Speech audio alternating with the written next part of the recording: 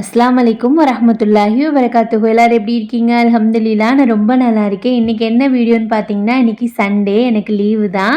அதனால் காலையில் ஃபஜர் தொழுதுட்டு கொஞ்சம் லேட்டாக தான் எழுந்திரிச்சேன். மணி ஒரு 11 கிட்ட ஆயிடுச்சு. எந்திரிச்சோடனே நைட்டே பாத்திரம்லாம் வாஷ் பண்ணி வச்சுட்டு வாஷிங் மிஷின்லலாம் துணியை போட்டுட்டேன். ஆல்மோஸ்ட் கொஞ்சம் வேலையெல்லாம் முடிச்சுட்டு தான் தூங்குனேன். இன்றைக்கி பார்த்திங்கன்னா நம்ம அண்ணன் வீட்டில் வந்துட்டு நோன்பு திறக்கிறதுக்கு கூப்பிட்டுருந்தாங்களா. போன சண்டே நம்ம வீட்டில், இந்த சண்டே அண்ணன் வீட்டில். இன்றைக்கி பெட் கவர் எல்லாம் வாஷ் பண்ணலை, ஒரு 2 டேஸ் கழித்து வாஷ் பண்ணலான்னு விட்டுட்டேன். ஏன்னா ரொம்ப அழுக்காகாத மாதிரி தான் இருந்துச்சா, அதனால் வாஷ் பண்ணலை. அப்படியே வந்துட்டு பெட்டெல்லாம் நீட் பண்ணிவிட்டு ஃபேனை மட்டும் நல்லா தொடச்சி விட்டுட்டு வீடையும் பெருக்கிட்டு மாப் போட்டு முடிச்சிட்டேன். காலையில் இந்த வேலையெல்லாம் மட்டும் பண்ணேன்.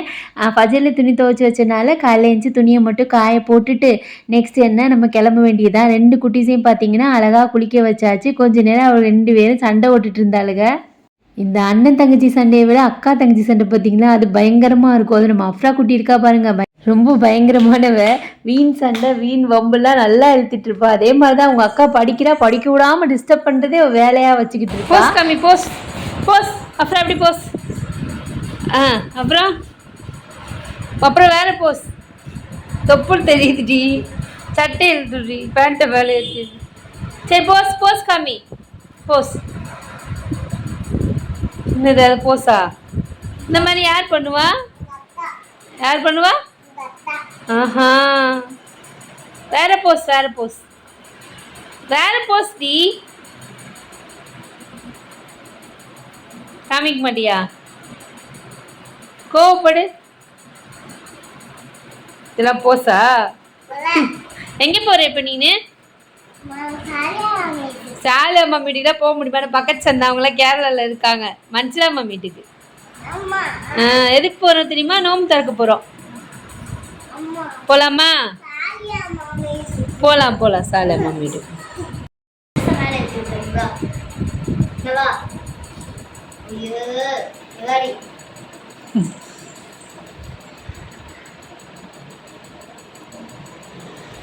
ஐயோ, இவளோட அளப்பறைக்கு ஒரு அளவு இல்லை. ஏய் அடிக்காதடி. அத்தா இன்னும் உன்னைய தான் அடிப்பாங்க. அத்தாரு சொல்லிடுவா அக்கா. நீ சரி அப்படின்னு என்ன அடிக்கிறா பாருங்களேன். அவளை அடிக்கிறதே வேலையாக வச்சுக்கிட்டு இருப்பா, அவள் அடி வாங்குறதே வேலையாக வச்சுக்கிட்டு இருப்பா. கொஞ்ச நேரம் பொறுத்து பாப்பா அப்படின்னுமே, இல்லைன்னா அவளுமே வெளுத்து போட்டு 2 பேரையும் நான் சமாளிக்கிறதுக்குள்ளே நமக்கு தான் பிபி ப்ரெஷர் ரெண்டு ஒன்று தானே, நமக்கு தான் எல்லாமே வந்துடுது. என்ன பண்ணுறது, இவளுகளை சமாளித்து தான் ஆகணும். அப்படியே எல்லா வேலையும் முடிச்சிட்டேன் வீட்டில். நைட்டு வந்து சமைக்கிறதுக்கு மட்டும் பேலன்ஸ் ஒர்க் வச்சுட்டு கிளம்பியாச்சு. அஃபினத்தை வந்து எங்களை ட்ராப் பண்ணிவிட்டு அவங்க வேலைக்கு போயிட்டாங்க. நாங்கள் வரும்போதே பார்த்தீங்கன்னா அம்மாவும் என் கூடயே வந்தாங்க.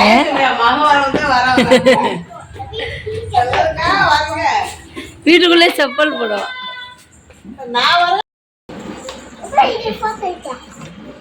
போட்டோ எடுக்கல மாமி, வீடியோ எடுக்கிறேனே. பரவாயில்லையா? ஃபார்மா அஃபின் மாதிரி ட்ரெஸ் போட்டிருக்காளம்மா. அவங்க அத்தா கேக்குறாங்க எங்கடி போறேன்னா, மாலிக் மாமா வீட்டுக்கு எதுக்கு போறேன்னா, அவங்க நம்ம வீட்டுக்கு வந்தாங்கல்ல, அதுக்கு பதிலா போறோம். இன்றைக்கி பார்த்தீங்கன்னா ரொம்பவே ஸ்பெஷல் டே தான். ஏன்னா பெருநாள் காசு கொடுத்தாங்க அம்மா எனக்கும் அண்ணனுக்குமே. எப்போயுமே கொடுப்பாங்க. என்ன தான் பார்த்தீங்கன்னா நம்ம ஹஸ்பண்ட் கையால் வாங்குறது அது ஒரு தனி சுகம்தான். இருந்தாலும் நம்ம அம்மா வீட்டில் கொடுப்பாங்க பாருங்கள், அதை வாங்கும்போது ஒரு ஹாப்பினஸ் வரும் பாருங்கள், சொல்லவே முடியாது. எப்போயுமே ஒரு ஹாப்பியாக இருக்கும். நம்ம அம்மா அத்தா இருக்கிற வரைக்கும் தானே இந்த மாதிரியெல்லாம் நமக்கு என்ன சொல்கிறது, ஒரு எப்படி எனக்கு எக்ஸ்பிளைன் பண்ணுறதுன்னு தெரியலை. நம்ம யார்கிட்டையும் எக்ஸ்பெக்ட் பண்ண மாட்டோம்.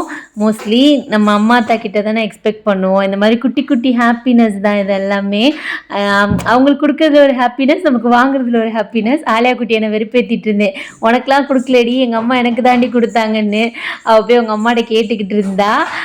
இல்லடி நமக்கு தான் கொடுத்துருக்காங்கன்னு சொல்லிக்கிட்டு இருந்தாங்க. இவங்களுக்கு 2 பேரும் ரொம்ப அலப்பறை பண்ணிக்கிட்டு இருந்தாளுங்க. ரொம்ப அலப்பறை பண்ணிக்கிட்டு இருந்தாளுங்க எல்லாருமே. அஃப்ரீன் அம்மா கொஞ்சம் வளர்ந்தனால கொஞ்சம் சாஃப்டாக இருந்தா, வேறு மாதிரி சுட்டி பண்ணுவா.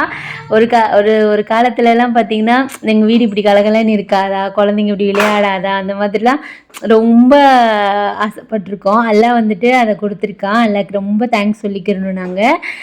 இன்ஷா அல்லா வந்துட்டு நல்லா சாலிகான பிள்ளைகளாக வளர்க்கணும். எங்கள் வீட்டில் 3மே என்ன சொல்கிறது, மாஷா அல்லா பொம்பளை பிள்ளைங்களா, நல்லா பார்த்து பார்த்து நல்ல பிள்ளைங்களா வளர்க்கணும். இன்ஷா அல்லா நீங்களும் துவா பண்ணிக்கோங்க. அப்படியே ரொம்ப நாள் ஆச்சு. இப்போலாம் ஆன்லைனில் தான் ஷாப்பிங் பண்ணுறது மோஸ்ட்லி. கொஞ்சம் கொஞ்சம் திங்ஸ் அப்படி அப்படியே வாங்கி வாங்கி பழகிருச்சா, சரி மார்க்கெட்டை பார்த்தோன்னே சரி கொஞ்சம் காய்கறி எல்லாம் வாங்கி வச்சுக்கலான்னு சொல்லிட்டு அங்கிட்டு கடைக்கு போயிட்டு வந்துட்டேன். அம்மாவும் எப்பயும் போல் புதினா கொத்தமல்லி ஆய வச்சாச்சு. அப்புறம் நோன்பு திறக்கிற டைம் வந்துருச்சா, அதோட எல்லாத்தையும் ஒன்று ஒன்றா எடுத்து வச்சுக்கிட்டு இருந்தாங்க. என்னென்ன இருக்குதுன்னு சொல்லிட்டு சொல்கிறேன். வாட்டர் மெலன் வச்சுருந்தாங்க, அப்புறம் வடை, எல்லாமே பார்த்தாலே தெரியும்ல, இதெல்லாம் தான் வச்சுருந்தாங்க. என்னது? இது என்னது? இது இது இது என்னது? வாட்டர்மெலன் அப்படி சொல்லுவேன்.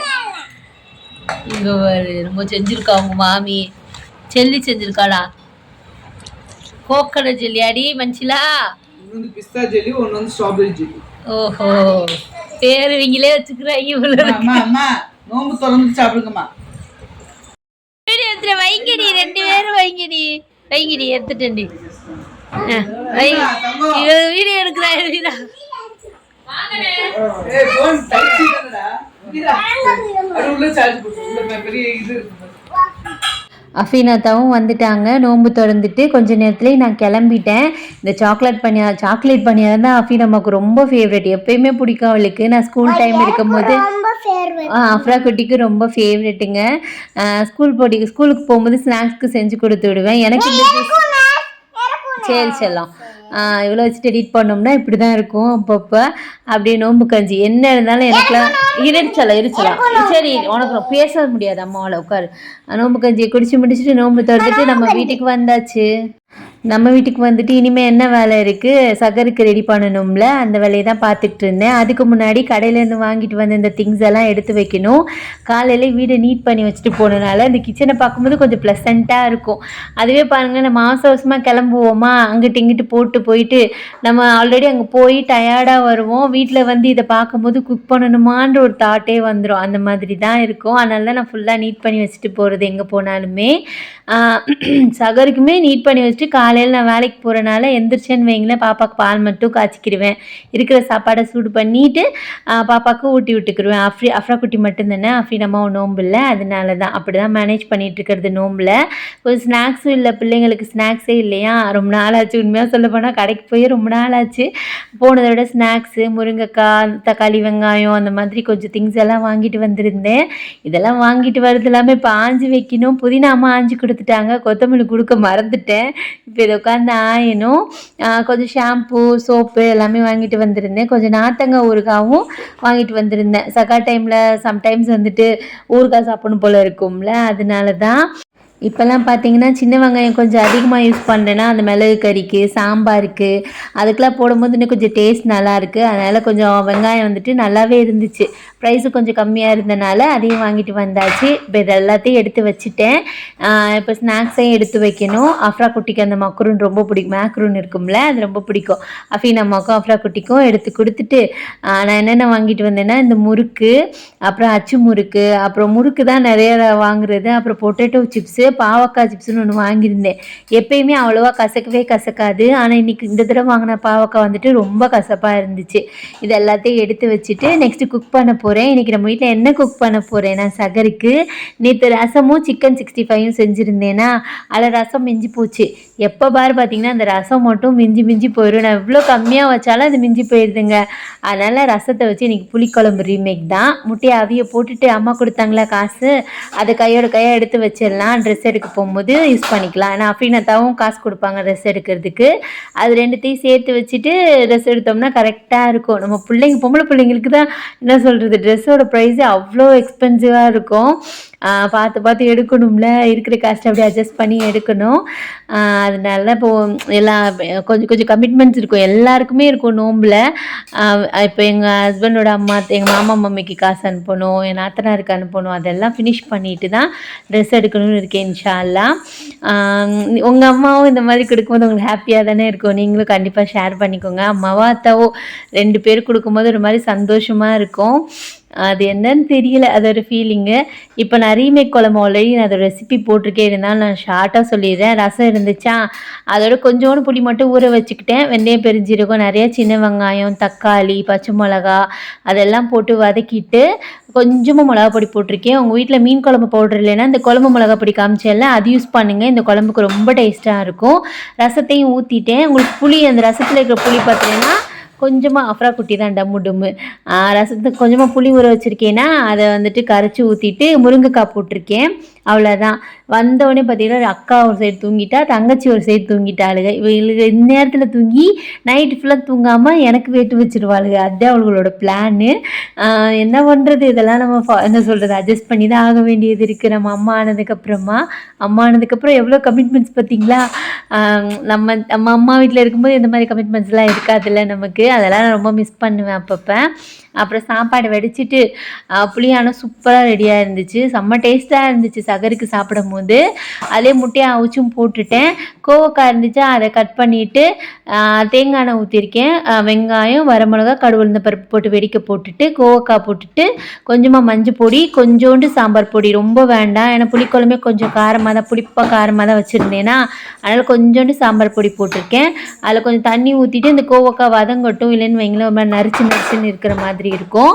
அதனால் அதை வேக வச்சுருக்கேன். அது வேகிறதுக்குள்ளே இங்கிட்டு தேங்காயும் துருவிட்டு வந்துட்டேன். தேங்காய் கொஞ்சம் அதிகமாகவே போட்டேன், கொஞ்சம் நல்லா இருக்குமா, அதனால தான். இன்றைக்கி நம்ம வீட்டோட சகர் சாப்பாடு பார்த்திங்கன்னா இதுதான். அல்ஹம்துலில்லாஹ் ரொம்ப டேஸ்ட்டாக இருந்துச்சு. நம்ம சிக்கன் மட்டன் சாப்பிடுவோம்ல, அதே மாதிரி தான் இருந்துச்சு, ரொம்ப நல்லா இருந்துச்சு. ஒரு அப்பளம் மட்டும் பொரிச்சாச்சு, அவ்வளோதாங்க. இந்த குட்டி விழா உங்களுக்கு பிடிச்சிருந்துச்சுன்னா மறக்காமல் லைக் பண்ணுங்கள், ஷேர் பண்ணுங்கள், கமெண்ட் பண்ணுங்கள். நெக்ஸ்ட் வீடியோ மீட் பண்ணலாம்.